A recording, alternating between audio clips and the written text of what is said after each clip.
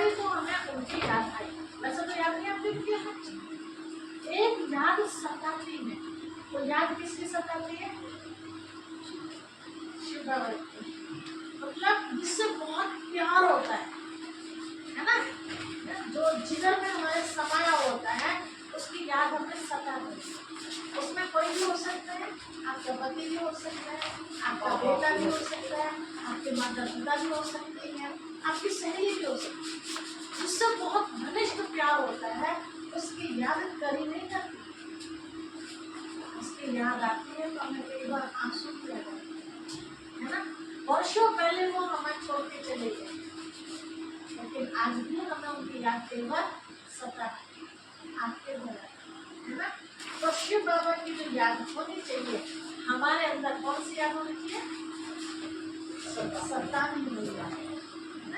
हम किसी मनुष्य की याद में आंसू बहाते हैं तो वो नुकसान है, आंखें खराब हो जाती है। देखो किसी की मृत्यु हो जाती है तो रोना आता है, तो समझाने वाले भी कितना समझाते हैं, अरे नानी क्यों रो रही है, जो वापस तो आने वाले हैं नहीं, तो अपनी आंखें क्यों खराब कर रही है, हाँ वापस आ जाए तो चलो वो भी हो, है ना।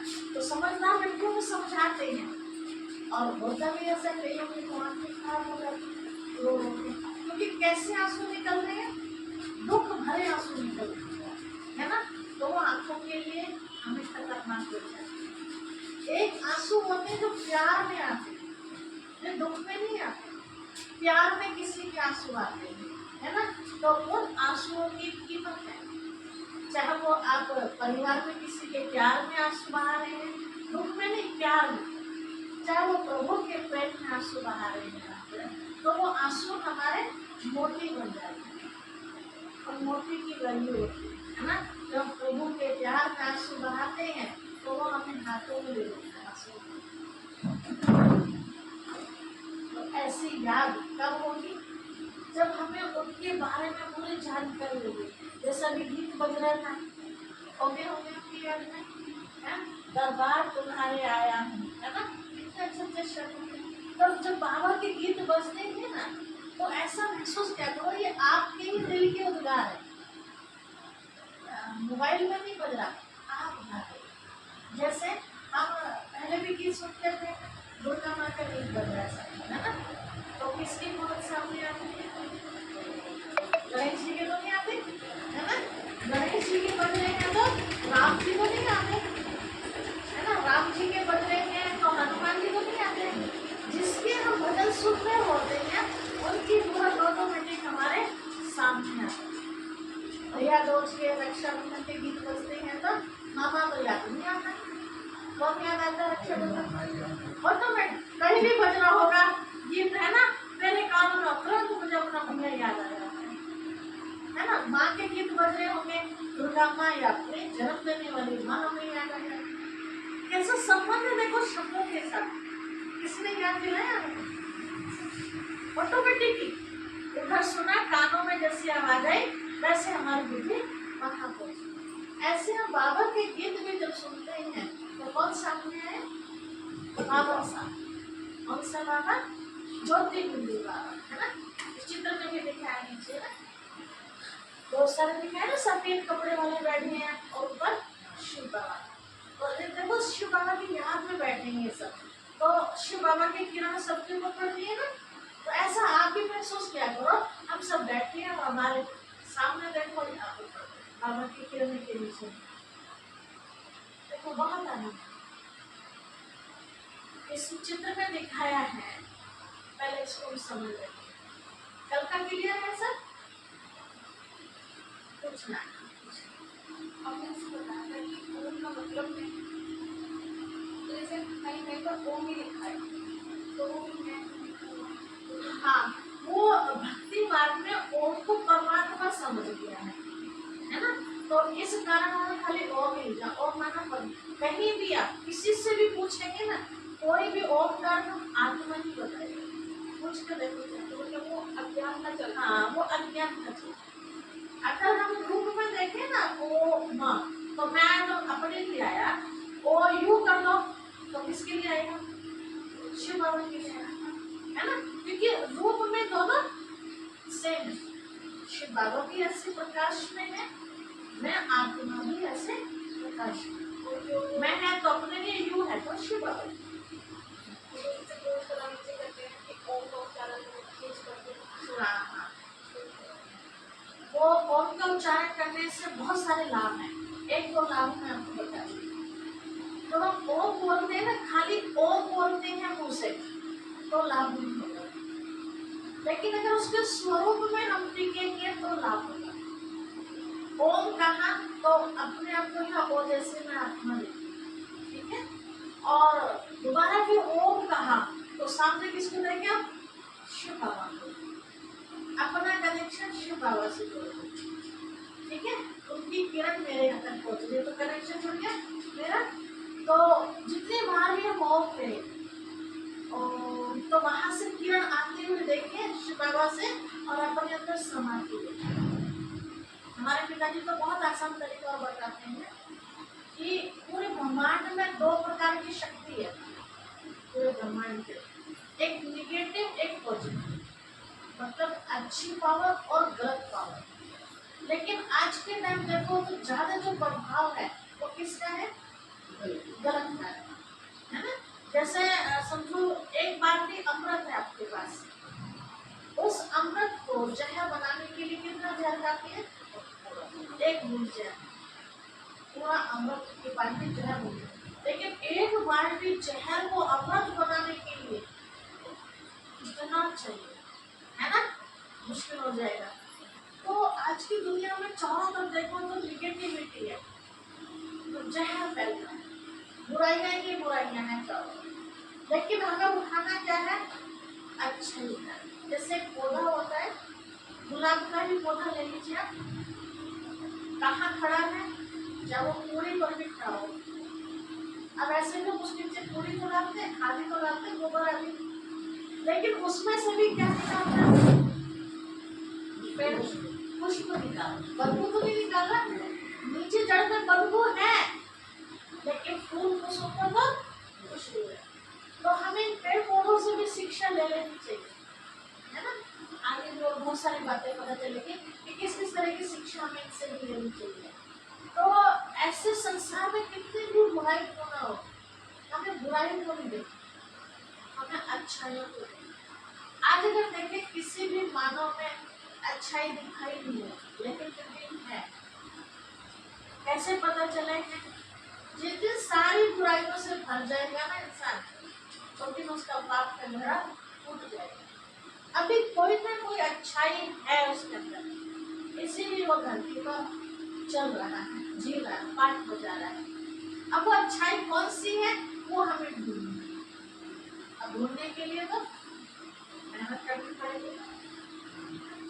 समझो कोई कितना भी शराब पीने वाले व्यक्ति क्यों ना हो, रोज गाली देने वाला व्यक्ति है ना, उसके अंदर भी अगर आप अच्छाई ढूंढोगे ना तो कोई ना कोई अच्छाई जरूर, एक अच्छाई जरूर मिलेगी। जैसे समझो दारू भले पीता, गाली भले देता है, लेकिन अगर किसी को मदद की जरूरत पड़ेगी तो वो भी अच्छा नहीं करता, तो ये तो उसके अंदर क्या है? अच्छाई है। ऐसे और बहुत सी चीजें होती हैं। अपने घर में चीज होगी, कोई मांगने आ गया वो कभी मना नहीं करेगा, तो ये भी तो अच्छाई हो गई ना। हाँ, कईयों के होते हैं परिवारों में ऐसा मन है, तो एक ना एक अच्छाई जरूर होगी उसके अंदर, लेकिन वो ढूंढनी पड़ती है हमें कौन सी अच्छाई। अब अच्छाई की परसेंटेज है, किसी में कम है, किसी में ऐसे बुराई की भी परसेंटेज। तो हम आपको आज ये बताने जा रहे हैं, मनुष्य के अंदर मृत्यु का बड़ा डर होता है। ऐसे किसी चीज का नहीं, लेकिन अगर मरने का नाम आ जाए तो सब कुछ छोड़ने के तैयार हो जाते हैं, तो मोह नहीं आना चाहिए, है ना। आप धन दौलत से कितना प्यार करते हैं? सभी करते हैं, क्योंकि मेहनत से कमाया हुआ होता है। ऐसा कैसे जाने देंगे? हमारे घर में कोई डकैत आ जाए, है ना, और वो छुरा लेके तैयार है, या तो चाबी दे दो खजाने की, नहीं तो गर्दन कटवाने के तैयार हो जाओ, तब क्या करेंगे? चाबी दे देंगे, भैया लेकर जो तुझे ले जाना पर मुझे कुछ ना क्या दो, है ना? तो मौत से हर किसी को लगभग 99% सबको डर लगता ही है। हाँ, आराम से छूट जाए शरीर तो कोई दिक्कत नहीं, लेकिन दुखी होकर कोई भी मरना नहीं चाहता। डर क्यों है? क्योंकि ऐसा शास्त्रों में बताया गया है कि पता नहीं कितने योनियों के बाद हमें ये मानव योनि मिली, बड़ी दुर्लभ योनि बताई गई है, बार बार ये योनि हमें नहीं मिली। तो बाकी कौन सी योनि में जाते हैं? जीव जंतु, पशु पक्षी, मच्छर, मक्खी, गाय, भैंस, घोड़े, बकरी, ये सब बनते हैं। ये बात कहाँ तक सच है आपके हिसाब से? बनते हैं? अच्छा, कभी विचार नहीं किया इसके बारे में? अभी अभी सोचो, तो हम सुनते आए हैं कि एक ही बार मानव जीवन मिलता है, बाकी योनियों में उलट होता है। जी, तो कलम के अनुसार कर्म के अनुसार मतलब अच्छा कर्म किया है तो मनुष्य बन गया, बुरा किया है तो जीव बन गया। ऐसा मतलब जैसे एक तो जीव गलत है, जैसे एक को चारा मिलता है और एक को टाइम पे चारा भी मिलता है खाने को मिलता है। तो अगर मान लो उसने ज़्यादा खराब करा तो कितने वाला, अगर उसने सही करा तो उसे जो अच्छी मिली मतलब डाइट वगैरह मिल रही है मतलब जाएगा जानवर भी ना फिर? मतलब ये तो ज़्यादातर नींद में नहीं पता, लेकिन अच्छा, ये नहीं पता है। अच्छा, आपका क्या कहना है खुशबू? क्या कहेंगे कि अच्छे कर्म किए हैं तो अच्छी वाली गाय बन जाऊंगी, मुझे रोज रोटी देंगे, है ना? मुझे भी कर सकते हैं मेरी। अरे गाय बेचारी दर्द घूम रही है ना? डंडे मार के भगा रहे लोग खेतों में। वो तो आप में भी है, आदमी है ना? एक का तो इतना सम्मान हो रहा एक है, का तो पति इतना अच्छा है, एक का तो बुरा है। हाँ, पिटाई सभी की बात है, बाबा ने भी ऐसे ही होगा। हाँ, नसीबों से देखिए सच्ची बात ये है, एक उदाहरण हम आपको देते हैं। बीज बोते हैं, किसी भी चीज का बीज, जितने बार भी हम उसको बोएंगे वो चेंज होके उगेगा या वही चीज निकलेगी। जैसे समझो गेहूं का दाना, आपने गेहूं पिछले साल बोया, फिर बीज के लिए रख दिया, इस साल बोया, फिर अगले साल के लिए बीज रख देंगे, उसी में से रखते हैं ना, फिर ऐसे कई साल तक बोते रहे। तो जो आपने गेहूं बोया तो वो गेहूं ही निकला या कुछ और निकला? नहीं, ऐसा हो जो बढ़िया बीज बोया आपका 4 कुंटल का बीघा निकलेगा, अगले साल 3 का निकलेगा, वो कम होता चला जाओ। अभी गुण का पता बीज में गड़बड़ आई या कह में आई। अच्छा, वो कम होता है, कम होता चला जाओ। चलो कम तो मतलब उसकी पावर कम होगी। कम होगी, ठीक है, आपका राइट जवाब है।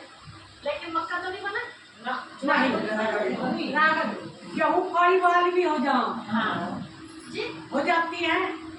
गेहूँ वो बो दिया, बाल आई, उसमें नाज नहीं है, वे काले हो जाओ। अच्छा, तो पुराना बीज हो जाओ। नहीं चाहे नवा भी हो, वो केमिकल से उसको बोया था तब जंगल पड़ूंगी होगी। अच्छा, तो यो वो तो कुछ कारण होगा, कारण हो, ना यही कारण हमारे उसमें भी है। जमीन में कुछ कारण रहेगा। हाँ, हाँ, या बीच में कमी है या ज्यादा रहेगा तो क्या हो, ठीक है। अच्छा, अब किसी का जवाब यहाँ चित्र में बताया गया है। देखिए उदाहरण दिया है कि अगर आप आम का बीज बोएंगे तो आमी लगेगा, आमी निकलेगा पेड़ और उसमें फल भी आमी, केला बोएंगे तो ऐसे कोई भी चीज। अभी जो सुनते आए हैं कि मनुष्य योनि केवल एक बार मिलती है। एक बार क्यों मिली? क्योंकि पिछले जन्मों में सारे हमने भुगत लिए, वो भोगने के बाद हमें योनि मिली। हमने सारे सोचो सारे पाप धो लिए, जीव जंतु पशु पक्षी के रूप में, अब हमें मानव योनि मिली। तो कैसी होनी चाहिए? कैसी होनी चाहिए?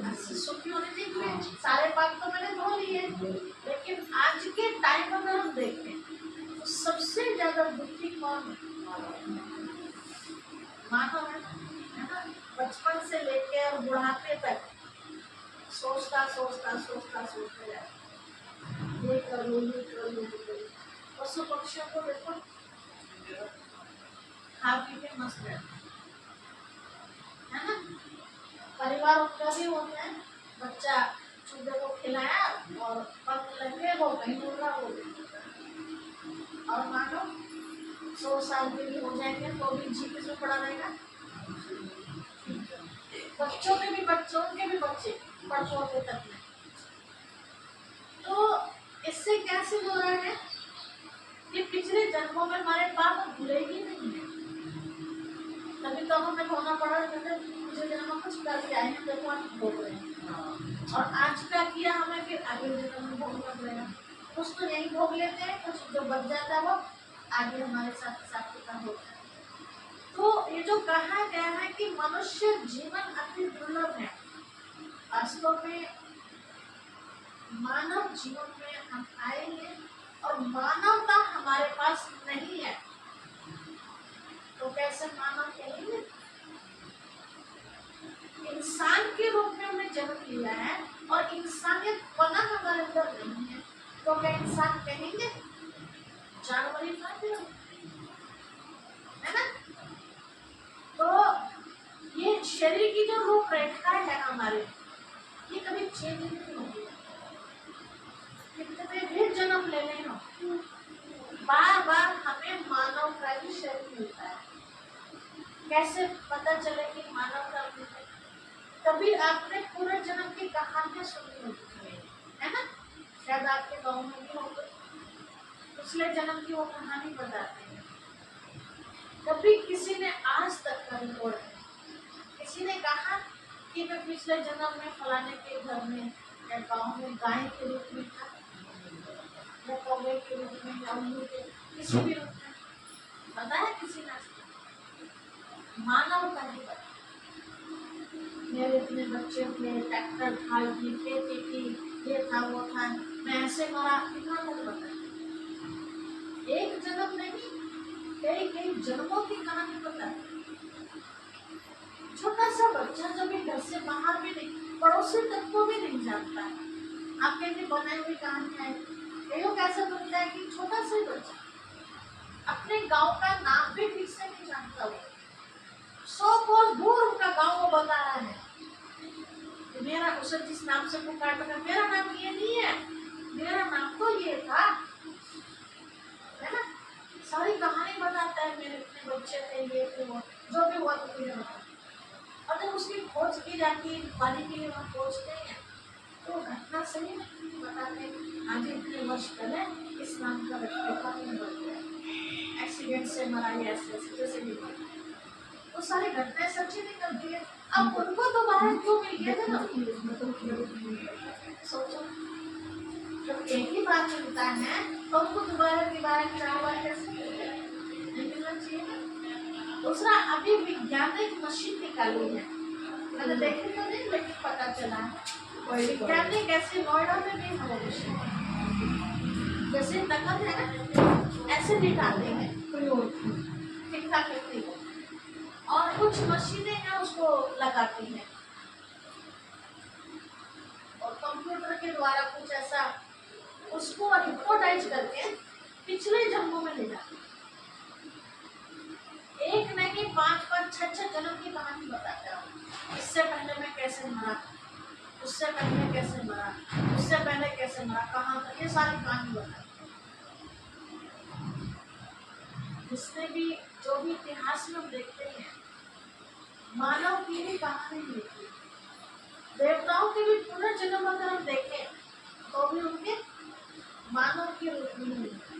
हाँ, कहीं कहीं दिखा दिया कि भगवान ने वो रूप धारण किया, कृष्ण के लिए दिखाते हैं ना कि नरसिंह का रूप धारण किया, ये किया, वो तो केवल उनको डराने के लिए, जैसे आप डराने के लिए काली का रूप धारण कर लेते हो, है ना। काली का बड़ी लंबी जीभ निकालनी, है ना, शरीर ऐसा काला हो गया, है ना, ऐसा बोले केवल स्थिति स्ट्रॉन्ग बना लिया, उसको काली का रूप बोलते हैं। तो हर जन्म में मनुष्य मनुष्य ही बनता है, दूसरी योनि में नहीं जाता है। अब आप कहेंगे कि फिर कर्मों का फल कैसे रहा। कर्मों का फल इस तरह रहता है जैसे सबको परमात्मा पिता ने अच्छा खासा शरीर दिया है, आंखें अच्छी दी है, जबान अच्छी दी, कान एक एक अंग में बहुत बढ़िया दिया है। आप अपने घर में अपने बच्चे को 10 रुपए दें या 100 रुपए दें, किस लिए देंगे? अच्छे यूज करिए, बच्चा उस पैसे का सुख ले, है ना। वो बच्चा स्कूल में जा रहा है और आप उसको पकड़ा लो, बेटा ये पैसे साथ में रखो, जरूरत पड़ने पर यूज। अब जरूरत क्या पड़ सकती है बच्चे को? पेन खत्म हो गया, रबड़, किताब, कॉपी, है ना। क्या भूख लगी तो कुछ खा लिया, ये तो जरूरत है बच्चे की। काम तो यही है उसका, रोटी नहीं खा जैसा इमरजेंसी के लिए उसको दे देते हैं। लेकिन आपको पता चले कि बच्चे ने किताब, कॉपी, पेन में लिखा, खाने पीने में खर्च किया, लेकिन किसी खेल में खर्च किया, है ना। जिसको आम भाषा में, बड़ी भाषा में जुआ कहते हैं। छोटे छोटे बच्चे भी तो खेल करते हैं, हार जीत वाला, और आपको पता चल जाए कि 10 रुपये मैंने किस लिए दिए थे और बच्चे ने कहाँ लगाया। तो आप क्या करेंगे? बच्चे से पूछेंगे, कोई बात नहीं, लगा के देंगे, है ना, समझाएंगे। फिर बच्चे कहेंगे मम्मी अब नहीं करते ऐसे, फिर देखेंगे ऐसे, फिर करें, फिर आप उसे समझाएं। कब तक समझाएंगे आप उसे? कभी तो हाथ रोकना ही पड़ेगा, अब बिल्कुल नहीं। ऐसे ही परमात्मा पिता ने हम सबको एक एक इंद्रिय अपनी अच्छी बनाई, जब तक ये मन बुद्धि भी बहुत अच्छी, लेकिन ये सदुपयोग के लिए दिया। इसका दुरुपयोग अगर हम करते हैं तो ये हमें फिर नहीं मिलती। जैसा आपने देखा होगा कितने मन बुद्धि के लोग होते हैं, अब उसे बुद्धि क्यों नहीं मिली? भगवान की किसी से दुश्मनी है क्या? जो हमें तो इतनी अच्छी मिली और उसे बेचारे को आपके गाँव में भी है ना, रोज मिलता है। अब उसके साथ क्या लड़ाई हुई भगवान की? तो उसको ऐसा जन्म दिया, कह सकते हैं ऐसा लड़ाई हो रही है? उसको दिमाग मिला पिछले जन्म में, माइंड अच्छा मिला, लेकिन माइंड से क्या किया होगा? अच्छे काम में नहीं लगा, गलत काम में माइंड लगा, है ना। देखो माइंड लगाने वाले तो चोर नहीं है ना, कैसे इस घर में घुसना है ना, कैसे इसको लूटना, कैसे मोबाइल छीन के भागना है। तो माइंड तो वहाँ भी लग रहा है, और माइंड वहाँ भी लग रहा है कि मैं अपने परिवार को अच्छी तरह कैसे चलूं, है ना, मैं अपने पड़ोसी को कैसे सुख दूं, मैं अपने बड़े बुजुर्गों से कैसे आशीर्वाद लूं। माइंड वहाँ भी चल रहा है, माइंड वहाँ भी चल रहा है कि मैं अच्छे से अच्छी डिग्री कैसे लूं। तो फर्क हो गया ना। तो आप अच्छे से अच्छी डिग्री ले रहे हैं तो आप खुश होंगे, आप अपना बहुत भव्य रूम बना लो मेहनत कर करके तो अच्छा लगेगा। लेकिन अगर आप किसी को दुख देंगे तो किसी को अच्छा लगेगा नहीं लगेगा। तो फिर भगवान को कैसे अच्छा लगेगा? भगवान ने क्या किया? ठीक है, अब तुझे माइंड देता है, बहुत बिना माइंड, ये है सच। किसी को आंख दी, किस लिए दी? अच्छा देखने के।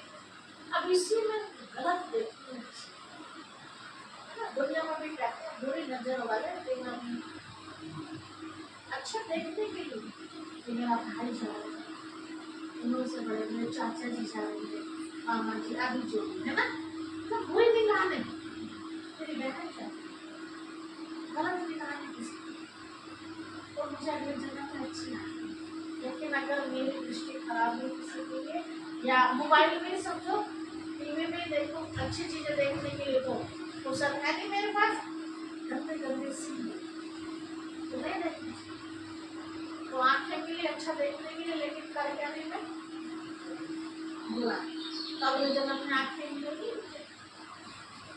इसीलिए आपने देखा कि तो बचपन से ही अंधे, उसको बड़े होकर अंधे होते हैं कि भाई कोई बीमारी लग गई, जैसे पहले एक बार चेचक निकली थी बहुत पहले, तो उसको लोग अंधे हो गए, वो तो चलो बीमारी आई, है ना, लेकिन ये तो बचपन से ही अंधे हैं,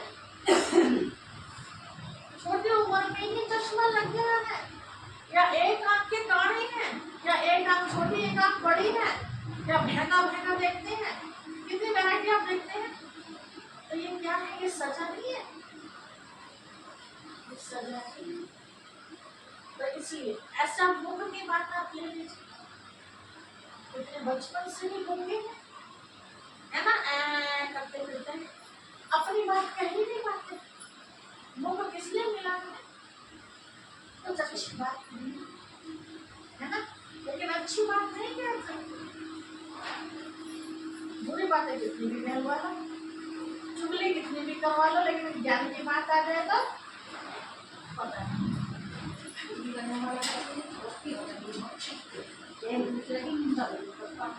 खराब संस्कार है ना।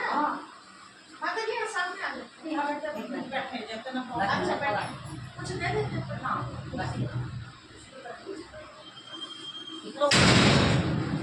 सामने बैठने के लिए इसलिए बोल रहे हैं। ये भी राज मर्जी बढ़ रहा है, आज कुर्सी ले लो भैया, कुर्सी ले लो, इधर सामने डाल दो, इधर सामने डाल दो। तो इसका भी महत्व हम आपको बताते हैं। देखो महाभारत समय देखिए, श्री कृष्ण भी सोए हुए थे, पांडवों में अर्जुन और कौरवों में दुर्योधन, दोनों पे सेना की जरूरत थी, दोनों ही पहुंचे वहां। अर्जुन कहाँ खड़े थे और दुर्योधन कहाँ खड़े थे, और दुर्योधन सिराने खड़े थे, है ना। आप अपनी उम्र ही ले लीजिए, आप सोए हुए हैं, जब आपकी आंख खुलेगी तो नजर कहाँ पड़ेगी, सामने वाले कन्ना के साइड वाले पर, है ना। तो प्रभु की भक्ति मानने तो प्रभु हंसते हैं, प्रभु की आंख खुली तो सामने किसको देखा, अर्जुन। तो कहा पहले पहुंचा कौन था, दुर्योधन पहुंचे थे। तो पूछा अर्जुन को कैसे आना हुआ, माँ की क्या मानता है, तो वो तो अंतर्यामी थे, जानते थे किसके आए। तो दुर्योधन ने कहा कि पहले मैं आया हूँ, मैं कहूँगा अपनी बात पहले, है ना, लेकिन चलो फिर भी ठीक है मानो, तो मन बुद्धि क्या मांगा पता ही आपको, थोड़ी सेना मानी, है ना, प्रभु को नहीं मांगा। अर्जुन ने कहा जो तो आप अकेले था।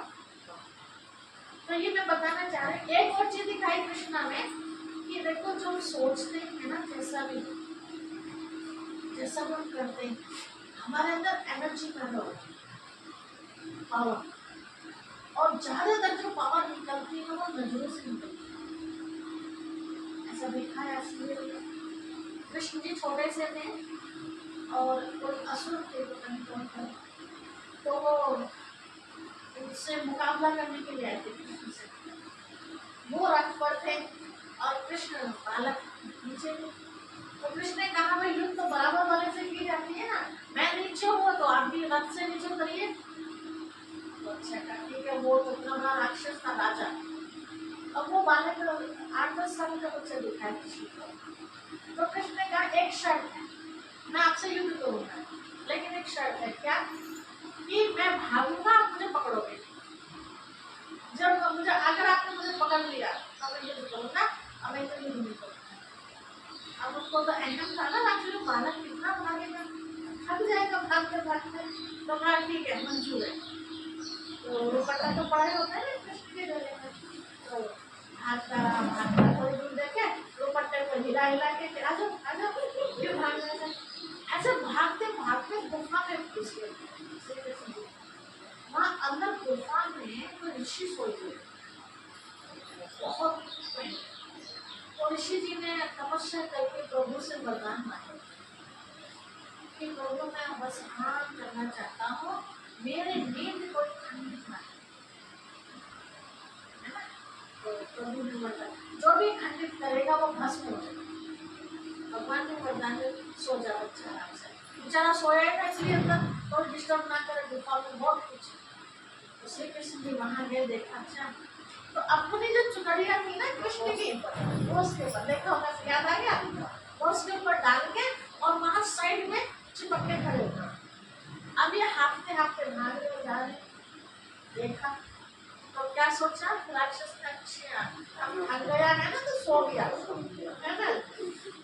अब उनको क्या वरदान था ऋषि को जो सोए में थे, जो भी नींद खराब करेगा बस में तो उनको ऐसे छेड़ा, उनकी आँख खुल गई ऋषि, तो आँख खुलते ही नजर किस पर पड़ी, उस राक्षस सिकंद जी को साइड में चिपके हुए थे दीवार से, तो उनकी आंखों से इतनी शक्ति निकली लाल लाल हमारे की तरह, वो राक्षस भागते भागते हमारे पर चल रहे थे।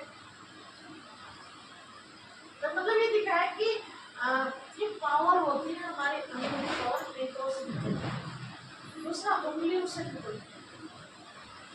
आपने देखा श्री कृष्ण ने बालक रूप में कई राक्षस आए हुए पतंग बनाते, वो सिर्फ उंगली दिखाई है ना, और उंगली से क्या निकलता था, गोला सा किरणें निकलती है ना, और वो राक्षस तो बस तो उंगलियों से शक्ति निकलती है, बाकी हाथों से कम निकलती है, नेत्रों से उंगली से बनती है। तो मैं ये बताना चाह रही हूँ आपको कि जो भी, मैं अपनी बात नहीं कर रही, सबकी बात, जो भी अच्छी बात करती है कोई भी हो सकती, तो अच्छी बात किसके मुंह से निकलती है, उसके ऊपर भगवान की कृपा होती है, तभी निकलती है। अगर शैतान बैठा होगा अंदर तो अच्छी बात निकल सकती नहीं, तो अच्छी बात निकल रही है तो इसका मतलब अच्छे विचारधारा वाली आत्मा है ना। तो मुंह से तो शब्द निकल रहे, लेकिन नैनों से भी शक्ति निकल रही, अब जिसके ऊपर भी उनकी नजर पड़ती है तो वो बात उनके अंदर घुसती है, और जिसके ऊपर नजर नहीं पड़ती, वैसे भी आप देखो, मैं आपसे बात कर रही हूँ, आपको समझ में आ और याद भी रहे, लेकिन मैं बात आपसे, आप सुना, आप फील हो और आप देख कहीं और रही हैं, तो आपका ध्यान कैसा होगा, ऑटोमेटिक। इसलिए नजर मिला के जो बात करते हैं, तो जो बात कर रहे हो हमारे अंदर आती है, इसीलिए सामने बैठना जरूरी है ताकि अंदर घुस सके। किसी की बात हम निगेटिविटी सुन रहे हैं तो निगेटिव घुसना अपने अंदर, वहां अपने आप को बचाना पड़ेगा, लेकिन अब क्या मिल रही है, अच्छी पॉजिटिव मिल रही है, अमृत पॉजिटिव जो वो अमृत का काम करता है, निगेटिव जहर का काम। तो हमें क्या चाहिए,